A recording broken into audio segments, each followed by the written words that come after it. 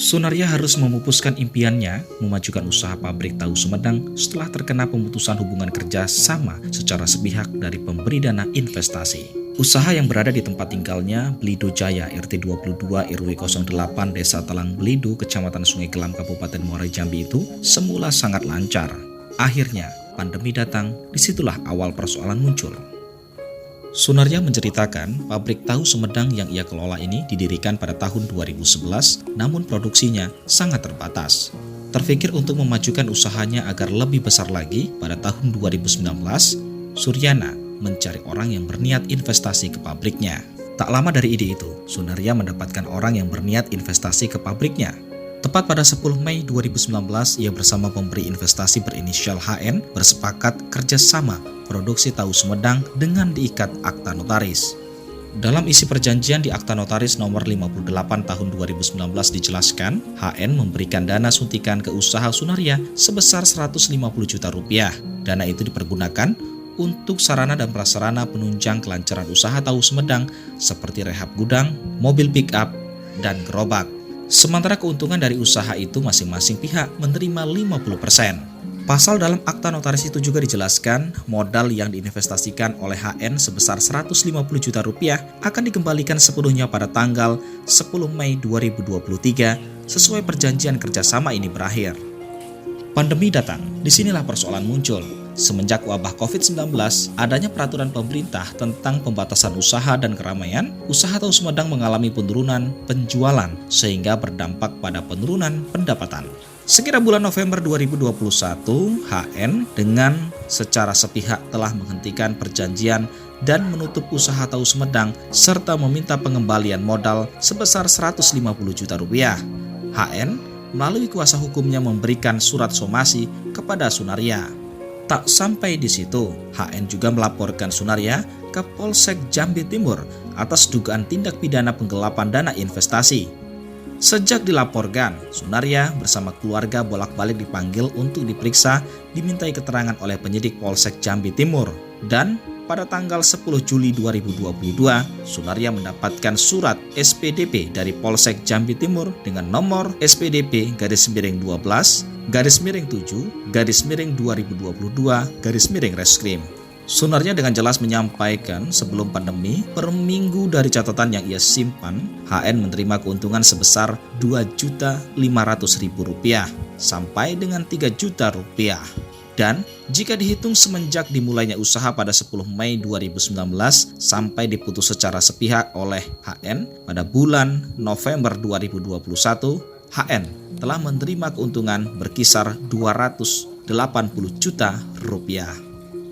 Atas kejadian ini, Sunaria merasa didiskriminasi sebab akta notaris nomor 58 tahun 2019 adalah perjanjian yang bersifat perdata dan perjanjian berakhir pada bulan Mei 2023. Kemudian, jika benar HN merasa dirugikan sesuai dengan perjanjian pasal 9 akta notaris, jika salah satu musyawarah mufakat tidak tercapai, maka salah satu pihak dapat mengajukan gugatan ke Paniteraan Pengadilan Negeri Jambi bukan melaporkan kepada pihak kepolisian.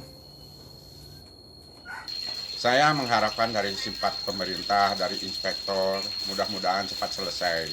Masalahnya saya merasa terganggu. Lagi pula ini kan ranahnya bukan masalah berat. Karena terlalu berlarut-larut sampai setahun ini, saya jadi merasa tersiksa, anak buah saya berantakan juga. Nah, terus usaha saya juga istilahnya keadaannya kayak gini lah. Boleh dibilang udah tidak layak lagi kan gitu. Ya cobalah berpikiran sehat, berpikiran realistis, jangan sampai istilahnya ego itu terlalu ditinggiin.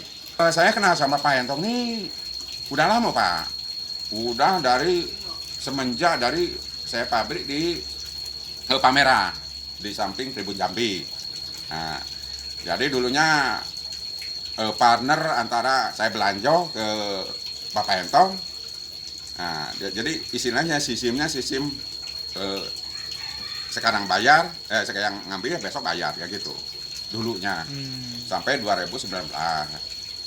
Karena terlalu dekat mungkin saya jadi berani ngajukan pinjaman, ngajukan istilahnya investasi Pano kan bagusnya kan supaya kita saling menguntungkan. Nah, di luar dugaan yang terjadi kayak gini Pak. tahun 2011. 2011 sudah buka di sini. Iya, udah buka sendiri. Oh, Ini bikin baru semua. Bikin baru semua. berarti kekurangan modal pinjam. Itulah ceritanya kayak gitu. Jadi gimana ya Pak, saya tuh coba bingung, coba salah, dia bawa arah hukum. Saya emang istilahnya ajuan nih laporan ini mentah lagi. Coba saya ini emang orang nggak punya, bukan orang nggak punya lagi, emang lagi saronian untuk makan pas-pasan. Memang pabrik saya tutup, terus minta tolong modal saya balikin. Gitu kan ceritanya waktu penutupan nih. Terus saya jawab, kalau saya sekarang boro-boro untuk bayar hutang kita segede gitu, untuk makan pun payah Pak.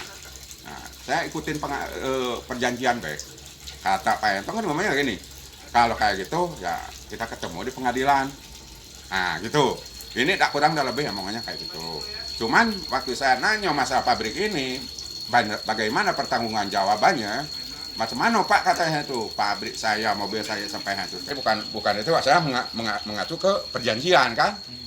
Cuman tiba-tiba kok saya karena itu COVID, penghasilan kecil, terus ujung-ujung saya dipanggil ini penutupan secara sepihak. Saya tidak memenuhi keinginan inspektor, ujung-ujung saya dilaporkan ke ranah pidana. Kalau pertama investasi begitu gini ya Pak. Kalau misalkan saya boleh cerita, ini tidak bisa dielak lagi. Ini ada catatan, ada bukti kan. Kalau pertama sekitar antara 2,5 juta, 2 juta sampai 3 juta. Boleh dicek, ada catatannya. Jadi kalau misalkan itu berapa hari Pak? Per minggu. Jadi per minggu, tiap minggu bagi hasil. Bersih itu Pak, bersih itu. Tiap minggu bagi hasil. Jadi dikumpul-kumpul sampai November 2021 tuh udah ada 110 dapatnya per orang. Jadi tinggal hitung-hitung baik kan.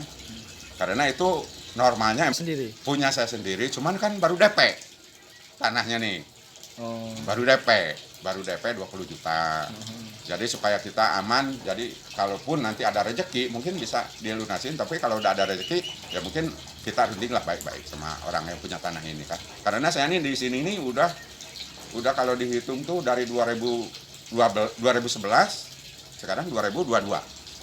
Jadi sekitar 13 tahunan lah kurang lebih. Dari Jambi, tim liputan melaporkan.